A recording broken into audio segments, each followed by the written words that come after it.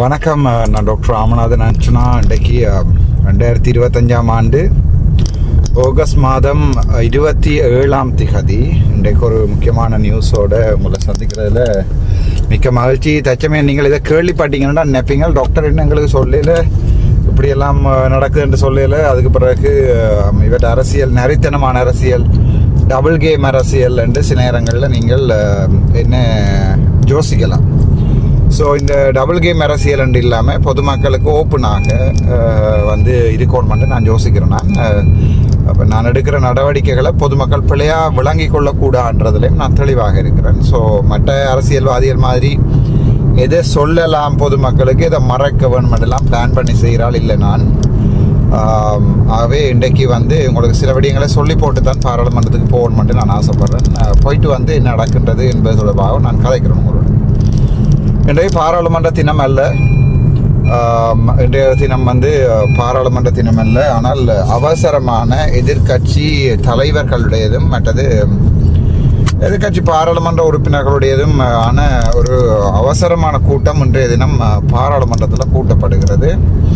அதுக்கு நான் நினைக்கல கஜேந்திரகுமார் பொன்னம்பலம் மற்றது செல்லம் அடக்கலநாதன் போன்றவர்கள் பாரான எதிர்கட்சியோடு இணைந்து இயங்குவதற்கு இப்போ எதிர்கட்சியில் இருக்க எதிர்கட்சியோடு இணைந்து அவர்களுக்கு நம்பிக்கை உள்ளவர்களாக இயங்க வேணும்.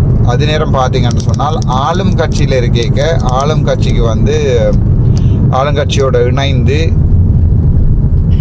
நம்பிக்கை உள்ளவர்களாக இயங்க வேணும். ஆளுங்கட்சியில் நான் இருந்தால் தமிழ் மக்களுக்கு துரோகம் செய்யாமல் நானாகவே கதைத்து ஆளுங்கட்சியோடு சேர்ந்து பல விடயங்களை மாற்றி எடுத்து வைப்பேன். சரிதானே? அதே நேரம் பார்த்தீங்கன்னு சொன்னால் எதிர்கட்சியில் இருந்தால் அது முழுமையான எதிர்கட்சியாக தான் இருக்கும். அதுக்கு பிறகு இந்த ஆளுங்கட்சியோட டபுள் அடிக்கிறது, கேம் அடிக்கிறது. அண்மைய தினங்களில் சில நேரங்களில் இளங்குமரன் கூட என்னோட கேன்டீனில் இருந்து கதைக்கல, டாக்டர் அதை கதைங்க இதை கதைங்க என்று சில நேரங்களில் எனக்கு பின்னூட்டல்கள் சிலதுகளை தரும்போது நான் ஒவ்வொன்று கேட்டுக்கொள்கிறேன். நான் அதை டிசைட் பண்ணுறது நான், எதை கதைக்கோணும் எதை கதைக்கக்கூடாது என்பதை டிசைட் பண்ணுவது நான். யாரும் எனக்கு சொல்ல முடியாது இவரை உசுப்பேதி கதைக்க வேண்டலாம் அப்படி இல்லை அப்படி சில்லறத்தனமாக யோசித்தால் அதற்கு நான் பொறுப்பில்லை. பட் நல்ல நண்பர்கள் அடிப்படையில் இளங்குமரனும் ஏதோ சொல்கிறார், ரைட், அவருடைய கதையும் கேட்பேன். ஸ்ரீதரன் ஐயாவும் ஏதோ கேட்குறார், சொல்கிறார், அவருடைய கதையும் கேட்பேன். எதிர்மார் பொன்னம்பலத்தினுடைய கதையும் கேட்பேன். பட் எல்லாருடைய கதையும் ஆறுதலாகவும் கேட்பேன். நான் கேட்குற விதத்தில் நீங்கள் நினைப்பீங்க ஓகே இவர் அடுத்த போய் அதான் செய்ய போகிறார். ஆனால் அப்படி இல்லை. அப்பா அடிக்கடி சொல்லுவார் எனக்கு என்ன விடயம் என்றால், ஒரு விடயம் ஒன்றை உனக்கு மட்டாக்கள் சொல்லிக்க you should be all years என்று சொல்லுவார். அதாவது நீ ஆல் இயர்ஸ் என்ற எங்களுக்கு 2 இயர் தான் இருக்குது. You should be all years என்ற வடிவாக அவதானமாக உன்னிப்பாக கதைக்க வேணும் என்று.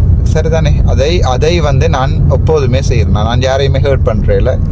நீங்கள் யார் என்னோட என்ன சொன்னாலும் நான் ஆமண்டு கேட்பேன். அதான் நான் கௌசல்யாட்டையும் அடிக்கடி சொல்கிறேன், நான் கேளுங்க ஃபஸ்ட்டாக. மெட்டாக்கள் கதைச்சா கேளுங்க. சிங்களத்தில் சொல்லுவாங்க அஹுகந்தென், அதாவது கங்கண்டா கணம், ஹங்கண்டா காது, அகனுவாண்டா நான் கேட்கிறேன். So listening. அந்த ஹனுவான் பெறும். நான் கேள்வியில் கேட்குறேன், அந்த மம பிரஷ்ன ஹனுவா, நான் பிரச்சனைகளை கேட்குறேன், பிரஷ்ன அஹனுவா அந்த அஹுவும் வரும். ஸோ அஹு கம் தென் என்றால் ஒரு ஆள் சொல்கிறத வடிவாக கேளுங்க. ஆகவே நான் இப்போ உங்களுக்கு பலதரப்பட்ட முறைப்பாடுகள், பல பேரை பற்றிய முறைப்பாடுகள், இந்த முல்லைத்தீவில் இருந்து கணக்க முறைப்பாடு, எல்லா முறைப்பாடுகளும் நான் கேட்பேன்.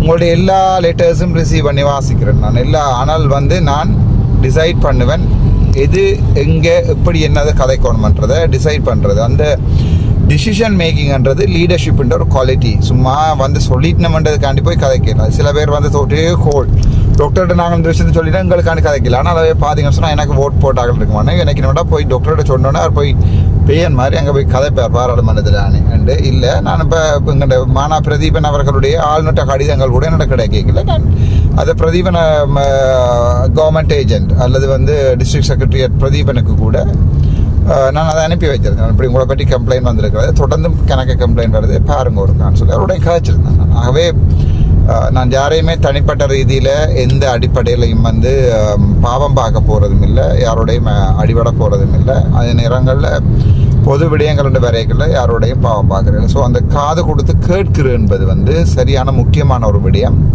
ஸோ அந்த விடயத்தில் நான் பெரும்பாலும் யோசிக்கிறேன், as we should listen. Listening is the first part of the conversation. அதாவது வந்து ஒரு ஒரு 2 பேர் கூட இல்லான கலந்துரையாடல் நடக்க முதலாவது லிசன் பண்ணணும். Please listen. Everybody is asking please listen. You can decide later. நான் கூட பாராளுமன்றத்தில் இருக்கிறது dear speaker please listen. If it is wrong give the ruling that is wrong, that's fine.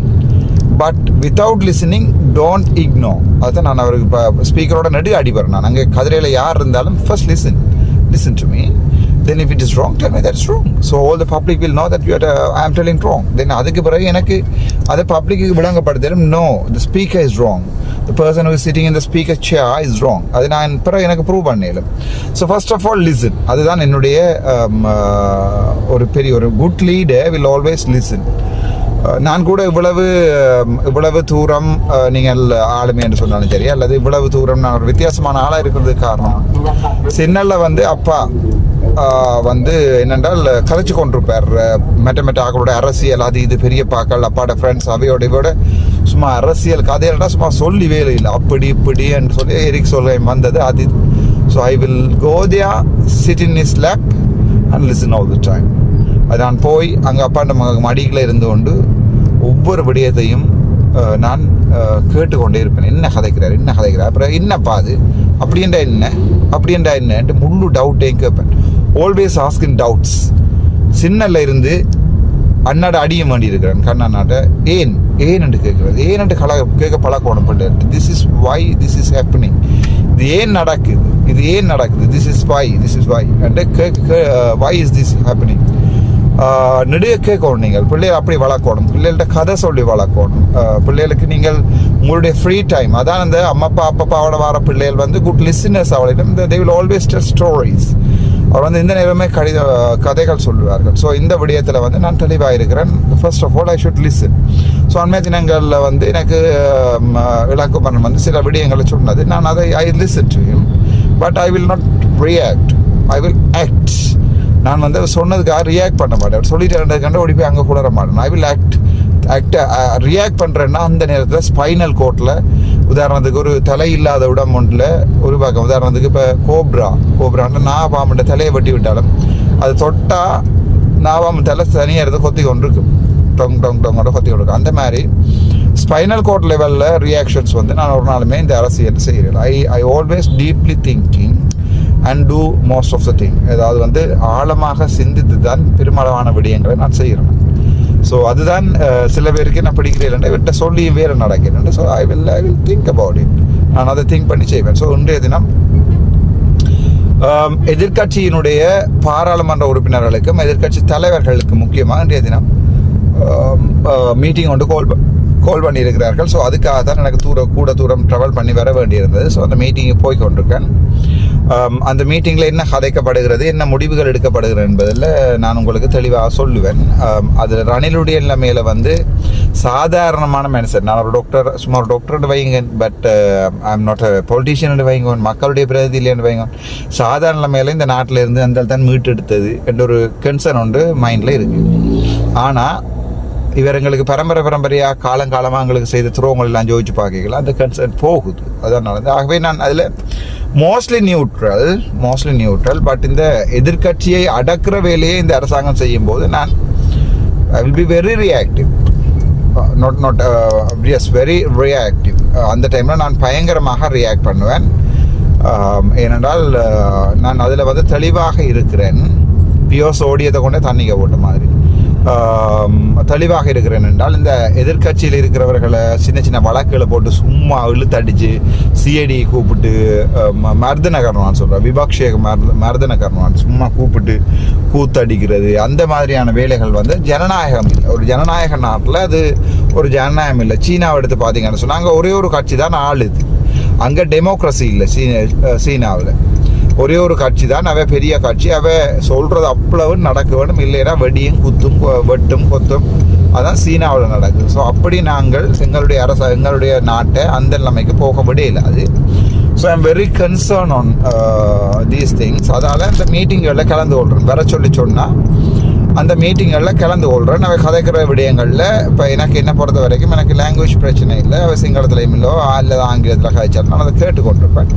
Mostly I don't react. அதான் நான் கேட்பேன், என்னடா கதைக்காக பேசாமல் இருக்கிறேன், என்ன நான் சொல்ல என்ன இருக்குது, நீங்கள் எல்லாருமா டிசைன் பண்ணிக்கலாம், நான் என்ன சொல்லியிருக்கேன். பட் நான் மோஸ்ட் ஆஃப் த டிசிஷன்ஸ் வந்து மஜாரிட்டின டிசிஷனை வந்து அக்செப்ட் பண்ணுறேன். நான் மஜாரிட்டி ஒரு டிசைட் பண்ணி ஒரு விடயமன்ற பாராளுமன்ற கதைக்க போகும்போது ஒரு ஒற்றுமை ஒன்று இருக்கும். சும்மா எல்லாரோடையும் சண்டை, வாரம் போகிறோட நீ கல்லன் நீ சண்டை அப்படிலாம் இருக்கல. பட் அதுக்காக கொள்ளையில் விட்டு கொடுக்கவும் இல்லாது. பட் மெஜாரிட்டியோட இப்போ நீங்கள் பார்த்தீங்கன்னா எங்கள்கிட்ட கஜேந்திரமார் பொன்னம்பலமாக இருக்கட்டும் அல்லது வந்து செல்லும் அடக்கரநாதனாக இருக்கட்டும், அவள் இங்கே வந்து இந்த மீட்டிங்கில் கலந்து கொள்கிற நேரத்தில் வெளியில் சொல்கிறீங்க இப்படி எதிர்கட்சியில் மீட்டிங் நடக்குது, எதிர்கட்சி பாராளுமன்ற உறுப்பினர்கள் அதில் இப்போ நாங்கள் எங்களோட கொள்கை அளவில் முரண்பட்ட கணவர் ஒன்றா இருப்பினோம். எதிர்கட்சிக்குள்ளேயே இப்போ வந்து 1000 எதிர்கட்சிகள் இருக்குது தானே, ஒன்றை எதிர்த்து கொண்டு கட்சிகள் இருக்குது. உதாரணத்துக்கு சஜபே எடுத்து பார்த்தீங்கன்னா சஜித் பிரேமதாசனுடைய கட்சியை வந்து SLPP ஸ்ரீலங்கா பொதுஜன பெரமுன அல்லது வந்து மொட்டு கட்சி வந்து சஜபேக்கும் மொட்டு கட்சிக்கும் அடுத்த நாடாளுமன்ற தேர்தலில் யார் பெருசாக வாரன்ற பிரச்சனை ஒன்று இருக்குது.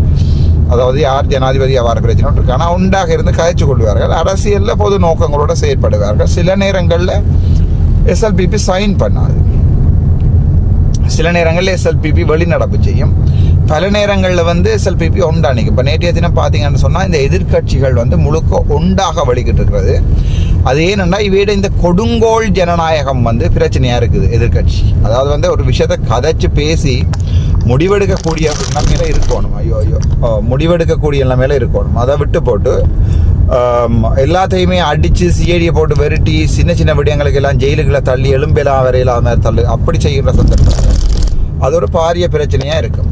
சரிதானே, அது ஒரு பாரிய பிரச்சனையாக தான் கன்சர்ன் பண்ணுவாங்க. ஆகவே அவங்க அதில் ஒரு தெளிவாக இருக்கிறாங்க. இவ சும்மா நினைச்ச மாதிரி கூத்தடிக்க எல்லாம் இயலாது. பாராளுமன்றத்தில் ஒரு ஜனநாயகம் இருக்கணும், பாராளுமன்றத்துக்கு ஒரு நிலையியல் கட்டளை சட்டம் இருக்குது, அதில் பின்பற்றணும். பாராளுமன்றத்துக்குரிய தாற்பரியங்கள் பாராளுமன்றத்துக்குரிய பாரம்பரியங்கள் இருக்கிறது, அதை நிறைவேற்றணும். இப்போ உதாரணத்துக்கு 27 கேள்விகள் போட்டால் 2 வீக்ஸில் பதில் தரேன்டா 2 வீக்ஸில் பதில் தரணும். இன்றைக்கு நான் கேட்ட இந்த கேள்விக்கும் இந்த வரைக்கும் அரசாங்கம் ஒழுங்காக பதில் தந்தது கிடையாது. சரி, அதுதான் பரவாயில்லை. 27 செக்ஷனில் பதில் தந்த பிறகு இப்போ ஒரு சிங்கள பாராளுமன்ற உறுப்பினர்களுக்கு வந்து 2 அத்துரு பிரச்சனை என்று சொல்வார்கள். மேலதிகமான கேள்வி, அந்த விடயம் தொடர்பாக மேலதிகமான கேள்வி விளங்கப்படுத்துவதற்காக, பொதுமக்களுக்கு விளங்கப்படுத்துவதற்காக கேள்விகளை கேட்கின்ற சந்தர்ப்பத்தில் அது 2 கேள்வியில் சிங்கள பாராளுமன்ற உறுப்பினர்கள் முக்கியமாக ரவி கருணாநாயக்க போன்றவர்களை கேட்கிற நேரங்களில் 2 கேள்விகள் வந்து எங்கண்ட இவர் தொடர்பாகவும் இப்போ சிறிதரன் ஐயா கேட்கும் போது கூட 2 கேள்விகளுக்கு அனுமதிக்கணும். ஆனால் இப்போ சபாநாயகர் கூட எங்களை இப்போ ஒரு ரூலிங் கொண்டு வந்திருக்கார், ஒரு கேள்வி தான் கேட்கலாம்னு. ஸோ அந்த ஒரு கேள்வி தான் கேட்கலாம்ன்ற ரூலிங்கை கொண்டு வந்தால் அது சிங்கள தமிழ் முஸ்லீம் பாராளுமன்ற உறுப்பினர்கள் இல்லை இருக்குது சமமாக இருக்கும். தனியாக ஒரு சிங்கள இவர் சீனியர் MP என்பதற்காக 2 கேள்விகளை கேட்க விட்டுட்டு தமிழ் எம்பிக்கள் என்பதற்காக ஜூனியர் MP இன்றைக்கு தான் பாராளுமன்றம் இப்போ இந்த தடவை தான் பாராளுமன்றம் வந்திருக்கிறேன்றக்காண்டி வேறொரு ரூலிங் ஒன்று இருக்கக்கூடாது ஸ்பீக்கர்கிட்ட. ஆகவே அந்த ஸ்பீக்கருடைய இந்த விடயங்கள் தொடர்பாகவும் ஒரு பாரதூரமான பிரச்சனை பாராளுமன்றத்தில் கதைக்கப்பட்டு ஸ்பீக்கர் தன்னிச்சையாக முடிவெடுக்கிறார். இப்போ என்னுடைய பார்த்தீங்கன்னா இதில் உங்களுக்கு நான் சொல்கிறேன், என்னுடைய இந்த பாராளுமன்ற சிறப்புரிமை நான் போட்ட எல்லாமே சரியான சிறப்புரிமை, சரியான விதத்தில் இந்த சிறப்புரிமை தொடர்பாக நான் பாராளுமன்றத்தில் சமர்ப்பித்திருக்கிறேன். சரியாக பாராளுமன்ற சிறப்புரிமை சட்டத்தை வாசித்திருக்கிறேன். பார்லிமெண்ட் ப்ரிவிலேஜ் லோவை சரியாக வாசிச்சிருக்கிறேன். அதுக்கேற்ற மாதிரி ப்ரெசன்ட் பண்ணியிருக்கிறேன். ப்ரெசன்ட் பண்ணுறது மட்டுமல்ல, அதை வந்து திருப்பி அதை இன்வெஸ்டிகேட் பண்ணிக்கலையும் சரியாக விட்னஸ் வந்து சரியாக கொடுத்துருக்குறேன். ஸோ அந்த சந்தர்ப்பத்தில் வந்து நீங்கள் பார்த்தீங்கன்னா தெரியும், இப்போ அரசாங்கத்துக்கு அது ஒரு பெரிய பிரச்சனை. அரசாங்கத்தை பொறுத்த வரைக்கும் அது ஒரு பிரச்சனை. இப்போ உதாரணத்துக்கு நல்ல ஒரு சின்ன உதாரணம் சொல்கிறேன். அந்த யூடியூபர் ஒருவர், உங்களுக்கு நீங்கள் கேள்விப்பட்டிருப்பீங்க, அந்த வீடியோவில் சொல்லியிருப்பார், எனக்கு தெய்யோவா வேறு ஏதோ விஷயமா சொல்லியிருப்பார். தெய்யோ வந்து கடவுள் வந்து சொல்லியிருப்பார், தெய்யனே ஏண்டா ஐயோ ஐயோ என்ற மாதிரி கடவுளே தெய்யோ வந்து சொல்லியிருப்பார். என்னென்றால் தனக்கு வந்து இவர் ரணில் விக்ரமசிங்க பிடிச்சு அடைபட்டு 14 சுதத்தை என்ற ஒரு யூடியூபர் வந்து இவர்கள் செய்ய போகிற வேலையை முதலே லீக் பண்ணியிருப்பார் சுதத்தை. அது வந்து புஷ்ன்னு போயிட்டு அது பொதுமக்களுக்கு வந்து சரியான கடுப்பு ஐடியா. என்றால் இப்போ அரசாங்கம், நீதிமன்றங்கள், போலீஸார் செய்கிற வேலையை ஒரு யூடியூபர் செய்கிறார் என்றால் இப்போ மற்ற ஆக்கள் இவருக்கு சொல்லியிருக்கணும் தானே அர்த்தம், இவருக்கு ஏற்கனவே சொல்லியிருக்கிறார்கள் தான் அர்த்தம். ஆகவே அது ஒரு அரசாங்கத்துக்கு ஒரு கேவலம். ஒரு பிரதமராக இருக்கிறார்களுக்கும் ஒரு ஜனாதிபதிக்கும் வந்து அது ஒரு பாரிய கேவலமான வேலை. என்னென்றால் இப்போ ஒரு பிரதமர் ஒரு சிஐடியினுடைய தலைவர் வந்து அடுத்ததாக நடத்த போகிற ஒரு இன்கொயரி தொடர்பாக ஒரு யூடியூபர் முதலே சொல்லுகிறார் என்றால் அது ஒரு பாரிய பிரச்சனை தானே. ஸோ அது தொடர்பாக இவர்கள் சொல்லியிருக்கிறார்கள். ஸோ வெளியால் கதைக்கின்ற போது இப்போ அது ஒரு பெரிய பிரச்சனையாக வந்து அவருக்கு போலீஸ் பாதுகாப்பு வழங்கப்பட்டிருக்கு. அது என்ன பிரச்சனை என்றா, என்ன கவலை என்றா, என்னை அவர் கேவலமா பட்ட தூசணத்திலையும் பட்ட தமிழ்லையும் வந்து அவரை சொல்றது குணுசுதான்னு சொல்லி, ஏனென்றால் அந்த இடத்துக்கு பட்ட தூசணங்கள் வந்து இதுல கதைப்பார், மீடியாவிலே நேர கதைப்பார், அம்மு குணுவார் போன்று சொல்வார்கள். அப்படி ஒரு பட்ட தூசணங்களால ஒரு பாராளுமன்ற உறுப்பினரை நான் தேசிய தலைவர்கிட்ட பேரை பாராளுமன்றத்தில் சொல்லி போடணுன்றதுக்காண்டியும் மற்றது அந்த அன்றாதபுரம் டிராஃபிக் கேஸ் தொடர்பாகவும் பயங்கர தூசண தலைவர் வீடியோ ஒன்றை போட்டிருக்காங்க. இப்போ அதை பார்த்துட்டு நான் பேசாமல் ஒதுங்கி விட்டுருந்தேன். நான் பேருந்து சரிவை குளறி போட்டு போடணும், ஐ டோன்ட் கேர். அதுக்கப்புறம் நான் யோசிச்சேன், இல்லை சட்டப்படியாக நடவடிக்கை நான் சொன்னேன், அவங்களுக்கு கூட்டி அல்றேன். ஸோ எல்லாம் சேர விட்டு இவ கிண பேருக்கு இந்த வீடியோக்களில் போட்டிருக்கிறேன். ஸோ அப்படி போட்டிருக்கின்ற சந்தர்ப்பங்களில் இது வந்து பாராளுமன்றத்தில் இவை விசாரிக்கப்படணும். முதலாக பாராளுமன்றத்தின் சிறப்புரிமை குழுவில் விசாரிக்கப்படணும். சிறப்புரிமை குழுவில் தெளிவாக விசாரிக்கப்பட்டிருக்கிறது. தெளிவாக அவர்கள் அடையாளம் கண்டிருக்கிறார்கள். பட்ட தூசணத்தில் இவர் வீடியோ போட்டிருக்கிறார். போலீசார் எடுத்த வீடியோ வச்சுக்கொண்டு பட்ட தூசணத்தில் இவர் வீடியோ போட்டிருக்கிறார் என்று தெளிவாக அடையாளம் கண்டிருக்கிறார்கள். ஸோ அப்படி தெளிவாக அடையாளம் காணுகின்ற சந்தர்ப்பத்தில் அதில் பார்த்தீங்கன்னு சொன்னால் அந்த பாராளுமன்ற சிறப்பு குழுவில் போலீஸின் டிப்யூட்டி மினிஸ்டர் அதில் இருக்கிறார். அவர் அதில் போலீஸினுடைய இலங்கை போலீஸினுடைய டிப்யூட்டி மினிஸ்டர் அந்த கமிட்டியில் இருக்கிறார். ஸோ அவைகள் வந்து உடனே வந்து நான் நினைக்கிறேன் பெரும்பாலும் ஒரு ஊகம் ஒன்று தான், உண்மை போய் தெரியாமல் கைக்கூடாது. பாராளுமன்றத்தில் நடக்கிற விடயங்கள் அவருக்கு சொல்லப்பட்டு படாரண்ட் அவர் அந்த வீடியோ வந்து பிரைவேசியில் போட்டுட்டார். பிரைவேசியில் அதுக்கு முதலே நான் டவுன்லோட் பண்ணிட்டேன். நான் மொக்கனில் தானே நான் டவுன்லோட் பண்ணி அவர்கிட்ட சகலத்தையும் ஸ்க்ரீன் ரெக்கார்ட் பண்ணியும் வச்சிருக்கிறேன். அவை ஸ்க்ரீன் ரெக்கார்டிங்கை பொய் என்று சொல்ல முடியாது, ஸ்க்ரீன் ரெக்கார்டும் பண்ணி வச்சிருக்கிறேன். ஸோ அதை அவர்கள் வந்து இப்போ அதை போடப்பட்டிருக்கு, சரிதானே. ஸோ அப்படி அந்த பாராளுமன்ற சிறப்புரிமை குழுவில் போடப்படுகின்ற சந்தர்ப்பத்தில் உண்மையாகவே அவர் அரெஸ்ட் பண்ணப்பட்டிருக்கணும். இப்போதைக்கு அரெஸ்ட் பண்ணப்பட்டிருக்கணும். போன 22ஆம் தேதி ஆகஸ்ட் 22ஆம் தேதி அவர் பாராளுமன்றத்துக்கு விசாரணைக்காக அழைக்கப்பட்டிருந்தது. ஆனால் அவர் என்ன சொல்லியிருக்கிறார் என்று சொன்னால், தான் வெளிநாட்டில் நிற்கிறதால வர முடியாதுன்னு சொல்லி அவர் காரணம் சொல்லியிருக்கார். மாமா மே ரட்டனவே இன்னே அவுட் ஆஃப் கொலம்பு எனிசா அவுட் ஆஃப் ஸ்ரீலங்கா எனிசா வர முடியாது. ஆனால் இங்கே இருந்து கொண்டு இவர் இந்த ரணில் தொடர்பான வீடியோக்கள் எல்லாம் போட்டு கொண்டு இருக்கிறார். நேற்று முந்தின தினம் பார்த்தீங்கன்னா அவர் எனக்கு சார்பா அர்ச்சுனா மாதிரி தான் இருக்கணும், உன்னம் பொறாக் இன்னொன்னு அர்ச்சுனா விதியட அப்படி இப்படின்னு வீடியோக்கள் அள்ளி போட்டிருக்காரு. நான் ஏதோ ஷேப் ஆகட்டுமெண்டு நான் அதை பார்த்து நன்றி என்று சந்தோஷப்பட்டு கொண்டு. ஆனால் நீங்கள் முதல் போட்ட டேமேஜுகளுக்கு நாங்கள் கிளைம் பண்ணுவோம் தானே. ஸோ அதில் சந்தர்ப்பம் இப்போ அவரை வந்து உண்மையாகவே அரெஸ்ட் பண்ணப்பட்டு நீதிமன்றத்தில் நிறுத்தப்பட்டு பாராளுமன்ற இது ஒரு கிரிமினல் சார்ஜஸ் போட்டிருக்க வேணும். அவருக்கு மேலே கிரிமினல் சார்ஜஸ் போட்டிருக்க வேணும் சுதத்துக்கு மேலே. ஆனால் இன்று வரைக்கும் அட்டர்னி ஜெனரலோ அல்லது வந்து போலீஸாரோ இல்லாட்டி பாராளுமன்றமோ ஒரு கிரிமினல் சார்ஜஸையும் போடையில். அது வந்து திட்டவட்டமாக தெரியுது. இந்த அரசாங்கம் பிளான் பண்ணி தான் இந்த கூத்துவலை அடிக்குதுன்றது திட்டவட்டமாக தெரியுது. இப்போ அரசாங்கம் தான் இந்த அதில் இருந்தே வெரி ஒப்வியஸ் சுதத்துக்கு வந்து அரசாங்கம் ஃபுல்லாக சப்போர்ட் பண்ணிக்கொண்டு இவரை வச்சுக்கொண்டு அரசாங்கம் இந்த மீடியாக்களில் அதாவது ஊத்த வசனங்கள் எல்லாத்தையும் கதைக்கிறத அனுமதிச்சு கொண்டிருக்கிறதுன்றது அதில் இருந்து it's very clear. So he should have been punished. அதாவது வந்து ஒரு பாராளுமன்ற உறுப்பினரை இவர் வந்து கிரிமினல் சார்ஜ் பண்ணியிருக்கிறது வந்து ஒரு கிரிமினல் ஒஃபென்ஸ் பண்ணியிருக்கிறது பாரிய பிரச்சனை. அதை பாராளுமன்றமே சப்போர்ட் பண்ணுதுண்டா இப்போ இந்த நாட்டில் போய் வேறு எங்கே போய் நீங்கள் நியாயம் கேட்க போறீங்க? பாராளுமன்றமே இப்படியான ஒரு ஊத்த வீடியோ போடுகின்ற ஒருவருக்கு பாராளுமன்றத்தில் இருக்கிற ப்ரிவிலேஜ் கமிட்டியை சப்போர்ட் பண்ணுகிறதுண்டா சார் தான் இந்த வரைக்கும் நடவடிக்கை எடுக்கல, இந்த வரைக்கும் அரெஸ்ட் பண்ணப்படலை. அதில் செக்ஷன் 190 ஃபீனைல் கோடுகளை இவர் 7 வருஷம் சிறைக்குள்ள போகிற பாராளுமன்ற அவமதிப்பு திட்டம் ஒரு கிரிமினல் ஒஃபென்ஸை ஒருவர் செய்திருக்கிறார் இந்த வரைக்கும். ஆனால் அதற்குரிய நடவடிக்கை வந்து ஸ்பீக்கர் எடுக்கல. அதாவது வந்து அவருக்கு சார்ஜ் ஒஃபர் பண்ணவும் இல்லை, சார்ஜ் எடுக்கவும் இல்லை. ஆனால் சொல்லி கொண்டுக்கிறாங்க நான் ரணிலை பிடிச்சு போட போகிறேன் அவரே வீடியோ போட்டு கொண்டிருக்காரு. ஆகவே இதில் இருந்து தெளிவான பதில்கள் தெளிவான விடயங்கள் வந்து கொண்டிருக்கிறேன் என்றால் இது அரசாங்கம் செய்கின்ற ஒரு ஊத்த வேலை, இது ஒரு கேவலத்தரமான வேலை. ஸோ இந்த வேலையை இப்படியான விடயங்களில் தான் இந்த என்பிபி அரசாங்கம் தங்களுடைய பேரை கெடுத்துக்கொள்ளுது. இது ஜனாதிபதிக்கு தெரியுமோ இல்லையோ எனக்கு தெரியாது. ஆனால் இப்படியான வேலைகளில் தான் இந்த அரசாங்கம் ஒரு மிகப்பெரிய கேவலமான வேலைகளை செய்து கொண்டிருக்கிறது. கவலையாக இருக்கிறது இது இப்படியான வேலைகள்.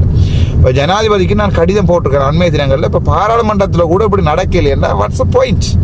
பாராளுமன்றத்தில் கூட சரியான விடயங்களை செய்யலைன்றா நீங்கள் போய் நாட்டில் எப்போ எங்கே நீதி கிடைக்குமான்னு நினைக்கிறீங்க? நீங்கள் ஒரு இடத்துலையே நீதி கிடைக்க போகிறதில்ல. ஆகவே அதோட பெரிய பிரச்சனை இவங்களை செய்கிறதில்ல. ஸோ இப்படியான விடயத்தில் உங்களுக்கு எதிர்கட்சி தான் சப்போர்ட் பண்ணும். உங்களோட நிற்க போகிற எதிர்கட்சியில் இருக்கிற பாராளுமன்ற உறுப்பினர், முக்கியமாக சிங்கள பாராளுமன்றம், whether we like it or not, they are very fine on personal relationship. Very keen on personal relation. அது அது நலிந்த ஜெயமாவாக இருக்கட்டும், அல்லது நான் அன்றாவரத்தில் அரெஸ்ட் பண்ணப்பட்டிருக்கிற நேரங்களில் அன்றாவரத்தை சேர்ந்த சஜபே பாராளுமன்ற உறுப்பினர் உடனே என்ன போலீஸ் ஸ்டேஷனில் பார்த்துறாரு. But no Tamils so far, no bloody Tamil MPs even as a single word on this issue. But அவங்க நான் அங்கே அரெஸ்ட் பண்ணப்பட்டு இருக்கிறன்ற போது அங்கே நேர பார்த்தவங்க. ஸோ சில விடயங்களில் பொதுமக்கள் விளங்கிக் கொள்ளணும். ஏன் அர்ஜுனா இப்படி செய்கிறார், ஏன் சிங்கிள் எம்பி மேருக்கு சப்போர்ட் பண்ணுறாரு, ஏன் தமிழ் எம்பி மேருக்கு சப்போர்ட் பண்ணுறாருன்னா, we have a very worse cultural culture. We have very worse parliament culture or MP culture that we will never support each other, one another. Never ever support. நாங்கள் right சிறிதரனுக்கு அடித்து சிறிதரனை ஜெயிலுக்குள்ள போட்டு எங்களுக்கு புழுவோம். நாங்கள் இன்னதுக்கடா எங்களுக்கு அடிபடலாம், 4 பேர் அடிக்கிறத பார்த்து கொடுக்க கூடாது. என்னுடைய இப்போ நான் எனக்கு ஒரு கோவம்ண்டா நான் என் அண்ணாக்கோ தம்பிக்கோ நான் போய் அடிக்கலாம், வெறுட்டலாம், சண்டை பிடிக்கலாம், பேசலாம். பக்கத்து வீட்டுக்காரன் பேசுறது பார்த்து கொண்டிருக்க கூடாது தானே. ஸோ அந்த அடிப்படை பேசிக் சென்ஸ் கூட எங்கண்ட பாராளுமன்ற உறுப்பினர்கள் இல்லை என்றுதான் மிகப்பெரிய கவலை. முக்கியமாக இந்த தமிழரசு கட்சி பாராளுமன்ற உறுப்பினர்கள் நன்றாக கதைப்பினமா அச்சுனா என்ன மாதிரி என்ன, ஆனால் பேசிக் சென்ஸ் ஒன்றா நிற்கணும், ரைட், இப்போ ஒரு பிரச்சனை உண்டா குரல் கொடுக்கணும்ன்ற எந்த பேசிக் சென்ஸ் கூட இல்லை. சாணக்கியன் ஒரு தென்னை பக்கத்தால் ஸ்ரீதர தென்னை தங்களுக்கு இல்லையா அடிபாடு. கேவலங்கட்ட இனம் எங்களை பொறுத்த வரைக்கும் இந்த தமிழினம் மாதிரி ஒரு கேவலங்கட்ட இனம் உலகத்திலேயே இல்லை. ஏனென்றா எங்களுக்கு இல்லையா அடிபாடு. கயந்திரமார் எப்படியாவது ஸ்ரீதரனை வெட்டுறதுக்காக பக்கத்தில் போயிருந்து வெட்டுறார். யார்? ஸ்ரீதரனை தூக்கி வச்சுக்கொண்டு கயந்திரமாருடைய நெறித்தனமான வேலை என்னென்றா ஸ்ரீதரனை புஷ் பண்ணுறார் அங்கே வெட்ட சொல்லி. யாரை வெட்ட சொல்லி? 10 நிமிஷம் இருக்கு. யாரை வெட்ட சொல்லி என்றால் இவர் சுமந்திரனை வெட்ட சொல்லி ஸ்ரீதரனை புஷ் பண்றது கஜேந்திரகுமார். ஆனா அங்கால கஜேந்திரன் போய் சுமந்திரனோட காய்ச்சி கொண்டிருக்கார். சுமந்திரனை பாய்ச்சி கொண்டு ஸ்ரீதரனை வெட்டினான். அதே மாதிரி கஜேந்திரமார் பார்க்கறா இவ எல்லாரையும் வெட்டி போட்டு அடுத்த முறை 4 MP ஆகிடலாமாண்டு. சைக்கிளுக்கு சைக்கிளுக்கு 4 டயர் போட்டணும் அப்படி இருக்குது. சிங்கிள் ஹேண்டட் சைக்கிளே அசிங்கமா இருக்கு, அதுல 4 டயர் போட்டனா. இது ஏனென்றால் இப்படி ஒரு கேவலங்கெட்ட இனம் தான் நாங்கள். சரியான மோசம். நீங்க நினைக்கிற மாதிரி இல்லை. இந்த அரசியல் ஒரு சாக்கடை என்று சொன்னதுல ஒரு எந்த தவறுமே இல்லை. சரி, ஒரு உணர்ச்சி பூர்வமா ஒரு தமிழ் ரெண்டு நான் 2 வரைக்கும் எத்தனை தரம் இவங்களுக்காண்டி அடிபட்டிருக்கேன் பாராளுமன்றத்தில். நீங்க பாராளுமன்றத்தில் எடுத்து பார்க்கலாம். சாணக்கியனுக்காண்டியும் அடிபட்டிருக்கேன். சாணக்கியனுக்கு எனக்கு டைம் கொடுக்கலன்னா அந்த டைம் நான் அடிபட்டது அவன் ஒரு தமிழன் என்பதற்காக, அவன் ஒரு தமிழ் பாராளுமன்ற உறுப்பினர்களுக்காக, கௌரவ பாராளுமன்ற உறுப்பினர் சாணக்கியன் அவர்களுக்காக நான் எழும்பி ஏன் டைம் கொடுக்கல, ஏன் அவருடைய 1 நிமிடம் கொடுக்குறதில்ல, உங்களுக்கு என்ன பிரச்சனை, மற்ற சிங்கள எம்பி மாருக்கெல்லாம் கொடுக்குறீங்க தானே, ஏன் கொடுக்கலன்னு அடிபட்டிருக்கேன். நான் 2 வரைக்கும் எனக்காக யாருமே கதைச்சதில்லை. அதான் நாங்கள் தமிழர். we are very proud so being called as Tamils. உண்மையாவே சரியான கேவலமாக இருக்குது எனக்கு கேட்கல. என்றால் அப்படியான ஒரு இனம் தான் நாங்கள். நீங்க நினைக்கிற மாதிரி இல்லை. இப்ப பாருங்க, ரணில் என்று சொல்லி ரணிலுக்கு ஒரு கூட்டமே இருக்கல. ரணில் இவ்வளவு கூத்தடிக்கையும் ரணில திலத்தோணு 20 லட்சம் ஜனம் தான் ஓட் போட்டது. 48 லட்சம் ஜனம் ரணில அவங்க மாறி மாறி போட்டது. சஜித்துக்கும் அவருக்கும் இவருக்கும் போட்டது. ஆனா பாருங்க, ரணில் சாப்பிட்டு ஹார்ட் அட்டாக் சர்ஜரி செய்ய போறார். ரணிலுக்கு ஹார்ட் அட்டாக் சர்ஜரி செய்ய போறாங்கன்ட்டு இன்றைக்கு டாக்டர் பெல் என்ன சொல்லி இருக்கிறேன். ஸோ ரணில இன்றைக்கு காப்பாற்றுறதுக்காண்டி 600 lawyers in the history of Sri Lanka, or in the Sri Lankan history, the first time for someone 600 lawyers appeared in the court. Do you think வேறு எந்த பிரசிடென்ட்டுக்காவது வாழ்க்கையில் ஒரு 10,000 lawyers வருவாங்களாண்டு? Do you ever think ஒரு எந்த ஒரு பிரசிடென்ட்டுக்காக 5% காசு வேணாலும் 500 600 800ன்னு சொல்றாங்க. உண்மை போய் தெரியாது. அவ்வளவு லோயர்ஸ் எங்கேயாவது அப்பியர் பண்ணுவாங்களா ரணிலுக்காக? 600 லோயர்ஸை கண்ட உன்னே நீதிமன்றம் ஆடி போயிருக்கு. ஏன்னா அந்தளத்துக்கு என்ன இடமே இல்லை, அதுக்குள்ள கதைக்கிறதுக்கு இடமே இல்லை. அந்தளத்துக்கு அவங்கள்ட்ட ஒற்றுமை. ஆனால் தேசிய தலைவர் இவ்வளவு தன் குடும்பத்தையும் இழந்து எல்லாத்தையும் இழந்து உடனே கேட்கல. நாங்கள் என்ன செஞ்சினாங்க? துரைச்சினாங்க. அந்தால போட்டு அந்தாண்ட பேரை வச்சு வித்து இன்றைக்கும் சுவிசிலையும் அங்கேயும் இங்கேயும் தேசியத்தில் இருக்கிறார் என்ற ஒரு நாதாரி கூட்டம், இல்லை என்ற ஒரு நாதாரி கூட்டம், தேசியத்தோட மகள் இருக்கிறான்ற ஒரு நாதாரி கூட்டம் உள்ள தினம். நாங்கள்லாம் ஈன பிறவியல், எங்களுக்கு நாடு இல்லை, இருக்கிறது வீடு இருக்கிறதே பெரிய விஷயம். சரியான கவலையோடு தான் இந்த வீடியோ போட்டு கொண்டிருக்கேன். இப்போ நான் போகிறேன் பாராளுமன்றத்துக்கு. என்னென்றால் இன்றைய தினம் நடக்கின்ற விடயங்களை நான் வடிவாக கதைக்கிறேன், உங்கள்கிட்ட வந்து சொல்கிறேன், என்ன கதைக்கிறார்கள் என்றதை சொல்கிறேன். ஒரு 100க்கு 95% 98% நான் உண்மையை சொல்லுவேன், என்ன நடக்கிறது அங்கே என்ன கதைக்கிறார்கள் என்பது தொடர்பாக நான் உங்களுக்கு வந்து அவற்றை சொல்லுவேன். அதில் நீங்கள் எந்த சந்தேகப்பட வேண்டாம், ஒரு பயப்பட தேவையில்லை. நான் கட்டாயம் வந்து உங்களுக்கு சொல்லுவேன். அதில் இருந்து நீங்கள் உங்களுடைய அரசியலை விளங்கிக் கொள்ளுங்க, மற்றாக்களுக்கும் அந்த அரசியலை சொல்லிக் கொடுங்க. ஏனென்றால் நாங்கள் நிற்கிறது ஒரு அரசியல் அனாதையல்ல. எங்களுக்கண்டு இந்த உண்மையான அரசியல்வாதியும் இல்லை. இந்த பாராளுமன்றத்தில் எங்களுக்கண்டு தமிழருக்கண்டு உண்மையான எந்த ஒரு அரசியல்வாதியும் இல்லை. We are very much abandoned. அதாவது வந்து நாங்கள் ஒரு கைவிடப்பட்ட ஒரு கேவலமான இனமாக இருக்கிறோம். ஸோ இன்றைய தினம் என்ன கதைக்கிறார்கள், இது கட்சியில் என்ன முடிவுகள் எடுக்கப்படுறது என்பது தொடர்பாக இன்றைய தினம் நான் வந்து சொல்லுகிறேன். நன்றி, வணக்கம். டாக்டர் ராமநாதன்.